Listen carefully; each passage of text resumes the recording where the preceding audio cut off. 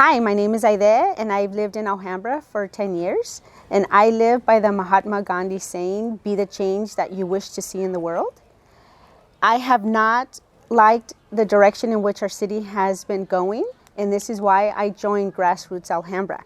Everybody will be able to give a donation up to a certain amount, which is plenty. $250 is, I don't remember the last time that I actually donated more than that to anybody. So that means the government will be actually working for us, not for their highest donors.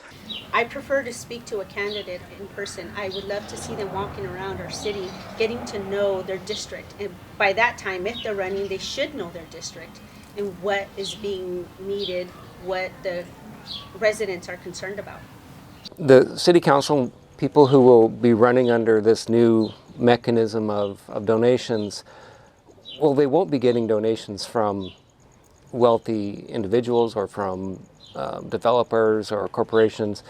But the good thing is, this will force them to get their money by going out and actually talking to the people in the city. And they can learn something from that. They'll learn about the people in the city. They'll learn about what the problems in the city are. And it keeps everyone on the up and up, and it avoids the conflict of interest that is obvious with huge dollar donations. The City Council has assured us that their money hasn't affected their voting, but as a resident, I feel that it really has. I feel that they feel the need to vote a certain way once they have received a certain amount of money. A couple of things that I'm most concerned about is that there's really no limit to the amount of donations that any one candidate can receive. And because of this, businesses or really wealthy individuals are able to support a candidate that doesn't necessarily reflect what my needs are as a resident of Alhambra. Grassroots Alhambra in Action decided to initiate this ballot initiative process because it's good government, it's good for democracy in Alhambra. Getting big money out of politics is a good thing.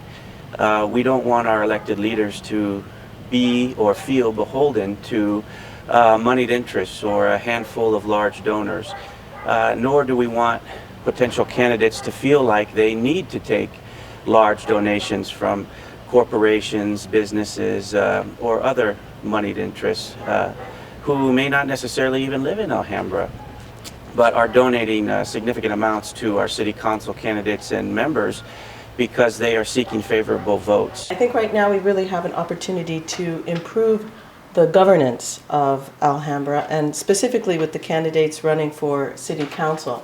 Well, the legislation mentions of 460s, which are reports that council folks and elected officials are required to report their dollars that they bring in, the dollars that they spend within certain months as they're campaigning. It limits the amount of contributions to those who are seeking elected office.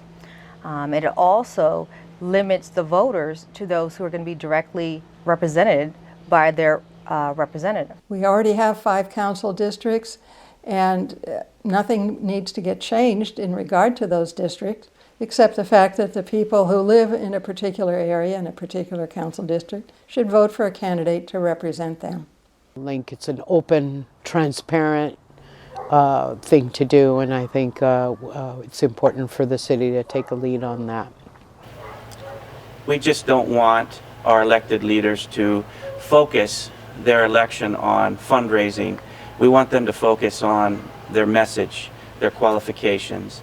And by capping donations at $250, it's forcing our electeds to start knocking on doors, to bring their message directly to the people that they're going to be representing, as opposed to simply blanketing the city with mailers and not having ever met or spoken with a majority of their constituents. Let's work together to balance the needs of the residents of Alhambra with the business community that we support.